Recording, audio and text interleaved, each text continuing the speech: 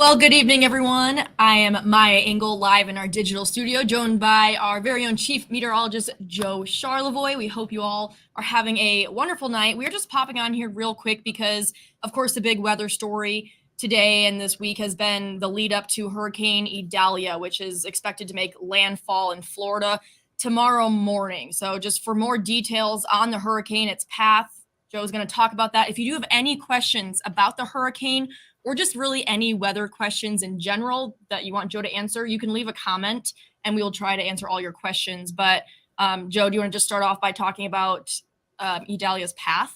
Yeah, let's good idea. Yeah, let's take a look at kind of just where things are right now, because this is a pretty big system, obviously, that's going to impact northern Florida.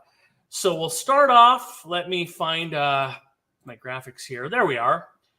So we have two systems. The first one is out here. Now that is Franklin. I'm just showing you that. That is not going to impact the lower 48. That is going to head offshore and head up into the North Atlantic Ocean up through this general direction. But here is Idalia. We'll zoom in. There's Tampa, Fort Myers. And I'm going to stop the whole animation here.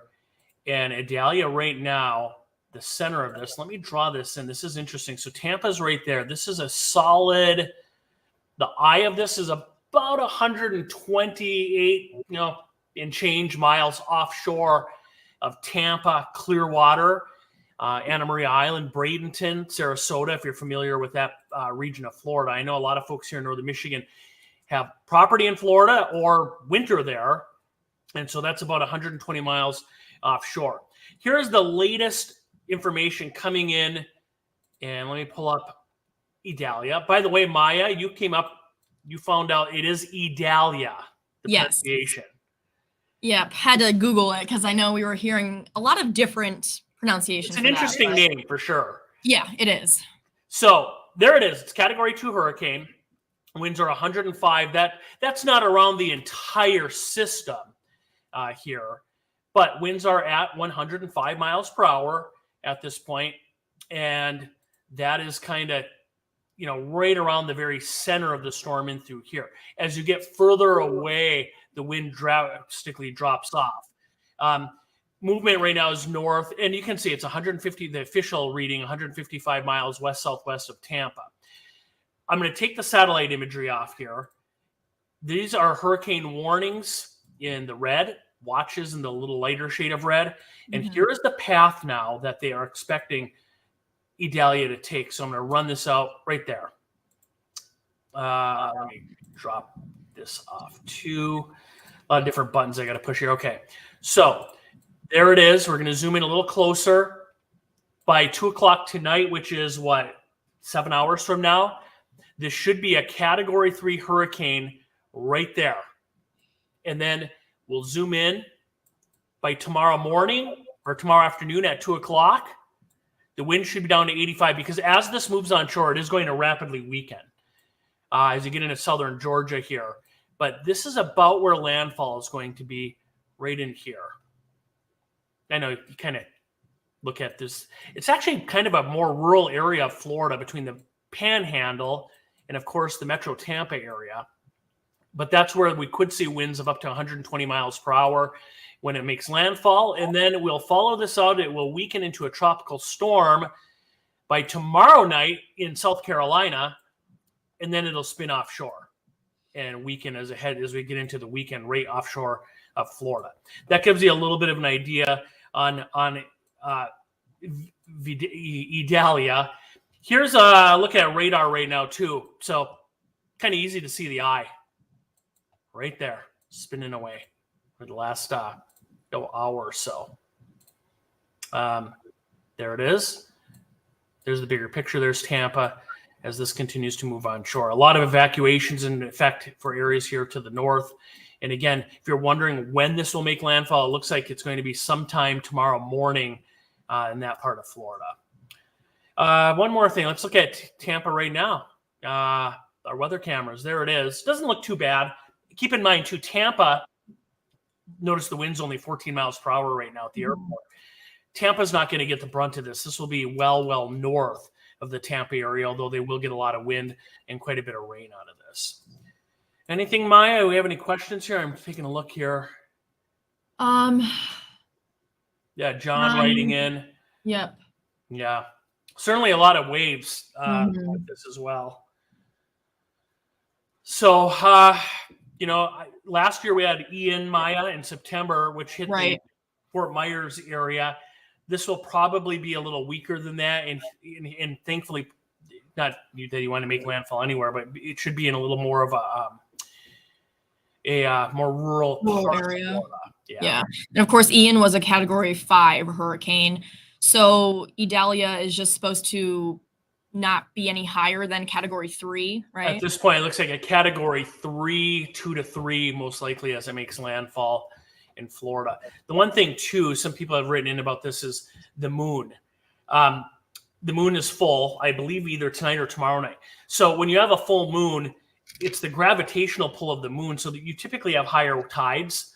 So that combination with an incoming hurricane, the storm surge could be a bit of an issue because of the full moon, too. Kind of maybe a little more of an issue than it normally would be. Okay. Interesting. Yeah, the tidal effects of that. Right. And of course, up here in northern Michigan, we don't have to worry about hurricanes or tropical storms. But I know a lot of you folks at home maybe have a home in Florida or you have relatives in Florida. And of course, there is going to be some damage. Joe, I want to show something that I saw on CNN. Yeah, of course. That was pretty interesting. So can you see this? Okay. So it says dangerous storm surge from Hurricane Idalia could reach 15 feet. So storm surge is the ocean water pushed on shore by a hurricane's powerful winds. It is how high the water climbs above normal sea level. And in the case of Idalia, could be high enough to submerge a typical city bus and the first floor of an average home in the worst hit locations. So I think this picture really just does a great job of showing. It's a great way to depict. Yes. That you can say, well, it'll be 15 feet. Well, what does that mean? Right. That's a good representation of that, Maya. That's pretty interesting. Yeah. So I want to show you one more thing too on my end, if I can. Yeah. Let me go to my presentation.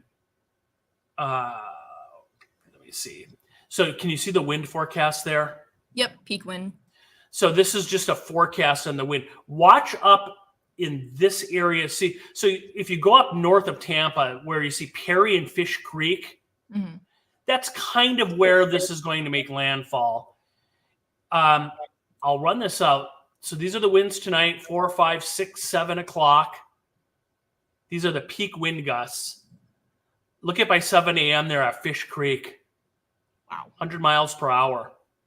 You run down to Tampa, though, winds only gusting 30 to 40 because they're pretty far south from where where this is going to make landfall. And then you see the wraparound. Look at this, right up in that area. It's a small spot where you're going to see that extreme wind, but that is where this is going to make landfall. So it just gives you an idea. And again, if you look at the timing on this, this is around 8, 9 o'clock tomorrow morning, when the strongest winds will strike that part of Florida, Maya.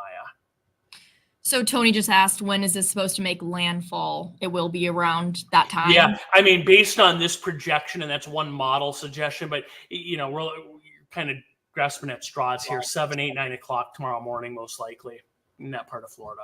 So what is that? About 12, 13 hours, less than 12 hours from now. Yeah.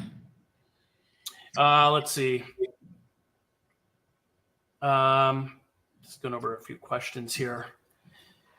So John, when is this? Yeah, Tony asking that. So tomorrow morning. By the way, I want to get back to our weather here, Maya, because it is Labor Day weekend. Yeah. We are looking at some hot weather coming in. And I think personally, I was looking at this earlier today, probably the hottest we've had all summer stretch. Wow. Coming in here. So here's just talking about our weather back home. There's through Thursday, Friday, and then look. Oh boy. You got any plans? I'm going to go home. So I'll be in Osneek. So over by Alpena. Yep, by Alpena. So although it is going to be very hot, I'm actually kind of looking forward to it because I'll be on Lake Huron, so I can go swimming, and that is perfect swimming weather. But if I wasn't near a body of water, oh gosh, that's a little too hot for me. Yeah. And the other thing too to point out, there's not much rain in our forecast. So of course we had the rain past today. So this is the European weather model one that we look at. But there's Wednesday. You see northern Michigan, Alpena, Traverse City. As we get into Thursday, Friday, dry. Now, I have put in, and you'll see this on the, I'll show you the 7-day forecast in a minute. But we do have a chance for a couple thunderstorms Saturday afternoon. This is the leading edge of some hot weather that's coming in. Maybe a shower storm then, but look at my Sunday, and then we go right into Labor Day. There's Monday, that's Labor Day. Dry and hot. So there's very little rain. There's Tuesday next week. And then finally, maybe, and that's a big if, maybe then Wednesday and a Thursday, some cooler weather comes in along a front, maybe a little bit of rain there. I just point that out because we do not have much rain in our forecast looking longer term coming up here, besides what we got out there today.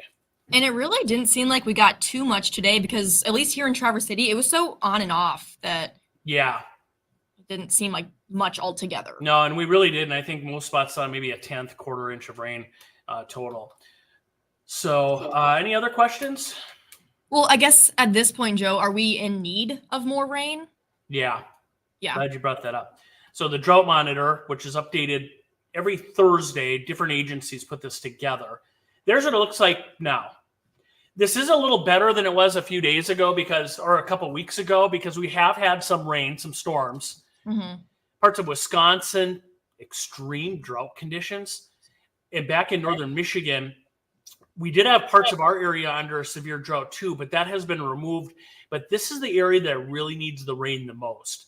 So where you see this light blue or this kind of peach shading from Ludington to Manistee, Cadillac, Haute Lake up to Grayling, Kalkaska, that is where we have moderate drought conditions. So yes, Maya, to answer your question, we could use a little bit more rain. And then the yellow areas are still considered abnormally dry. So without the rain, I think that this will be, because we don't have much in our forecast, we may see this getting upgraded again a little bit over the next couple of weeks. Right, especially after this hot weekend coming up. Yep.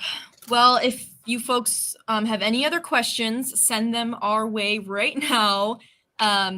If not, then be sure to tune in tonight at 11. Joe and we will both have a lot more on Hurricane Idalia and its path and whatnot. And then, of course, Joe will have more on our weather forecast here in northern Michigan.